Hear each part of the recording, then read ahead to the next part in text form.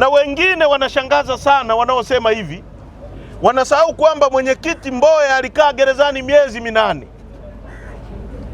Wakati ule mwenyekiti Mbowe alipokuwa gerezani, yule anayesema hayo mambo ni mwanasiasa gani na mwanaharakati gani alikuwa ananufaika na Mbowe kuwa ndani? Haya masharti ya kutishia kufuta chama au kufanya si vitendo vya aina gani ili tukubaliane na masharti yao? Wanajidanganya sana, wanadiri na watu tofauti kabisa ambao hawawajui.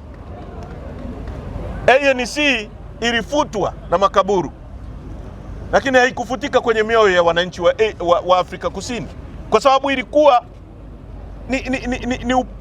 ni hewa, ni oksijeni yao, ni oksijeni ya mabadiliko. Chadema ni oksijeni ya mabadiliko kwenye nchi hii, ni oksijeni ya uchumi.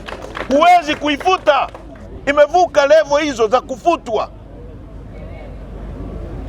Leo ninavyozungumza na nyie, nimeona wanachama wetu kule Migori wamejenga ofisi, leo wanaezeka. Yaani chama kimefungiwa, wanachama wanajicoordinate, wanajenga ofisi na wanaezeka katika mazingira magumu haya, wanafanya shughuli za chama.